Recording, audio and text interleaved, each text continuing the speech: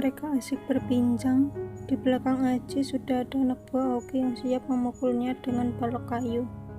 Oki tersenyum saat melihat itu.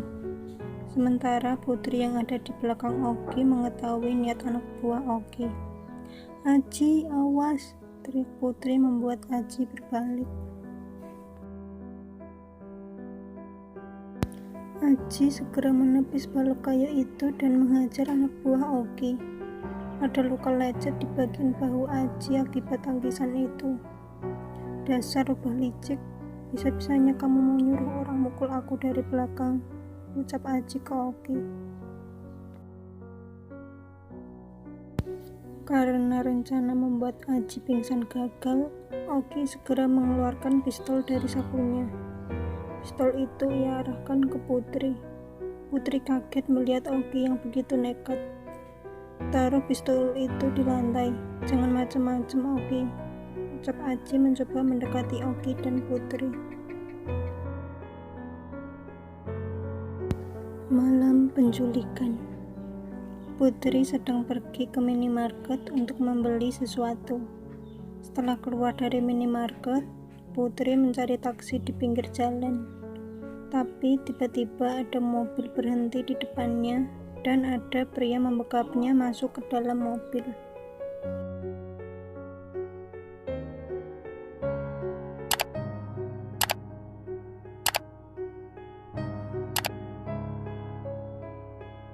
Saat dia sudah sadar, tangannya terikat ke kursi dan ada Oki di sana.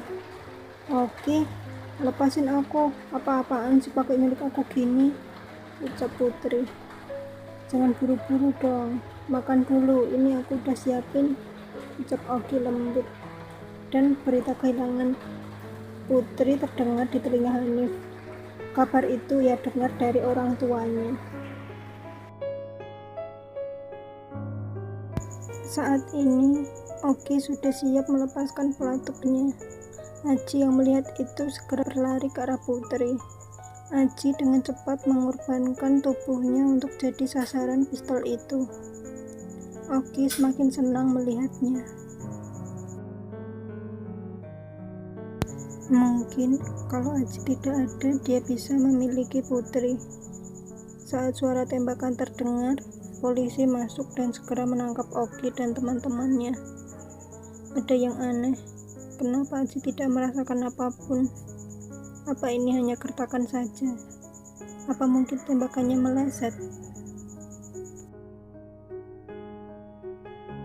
Aji segera menoleh saat mendengar teriakan dari seorang yang tidak asing. Ada seorang wanita yang dia tunggu untuk bertemu sudah tergeletak bersimpah darah. Tembakan itu mengenainya. Tangis Aji tak mampu dia bendung ketika melihat siapa wanita yang terkena tembakan itu. Di lain tempat, Dinda sudah berada di taman sesuai janji.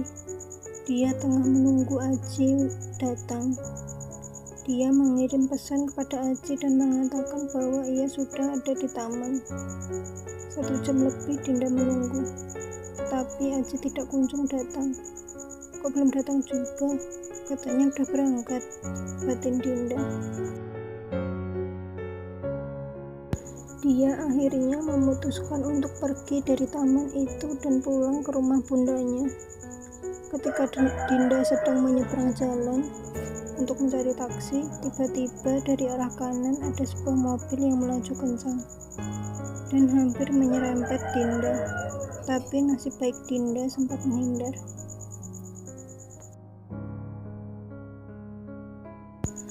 Pemilik mobil itu segera turun dan menghampiri Dinda. "Kamu nggak apa-apa?" tanyanya memegang pundak Dinda yang sudah tersungkur di tanah. "Enggak," ucap Dinda mencoba melihat si pengendara mobil itu. "Dinda, kamu selama ini di mana? Banyak orang nyariin kamu," ucap Nanda kaget. Melihat orang yang tertabrak itu adalah sahabatnya, Andi segera turun melihat wajah Dinda dan menceritakan semuanya. Mendengar Aji terlibat dalam masalah ini, Dinda ingin ikut. Dia tak ingin suaminya kenapa-kenapa, mengingat Oki orang yang benci sekali dengan Aji.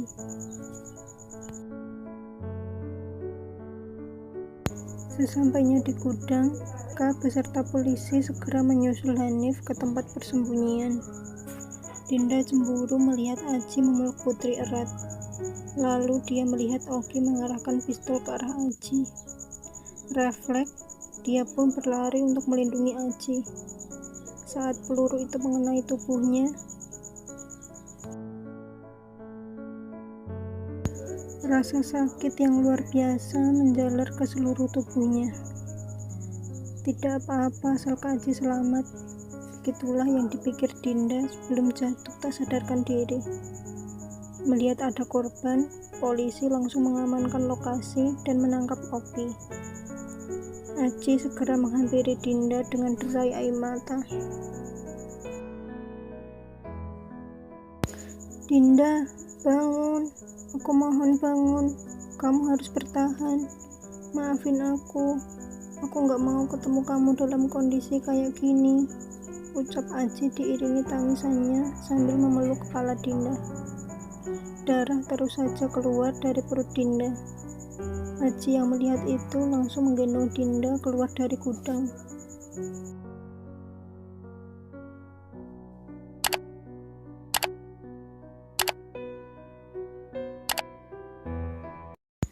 Dan menuju mobil diikuti Hanif.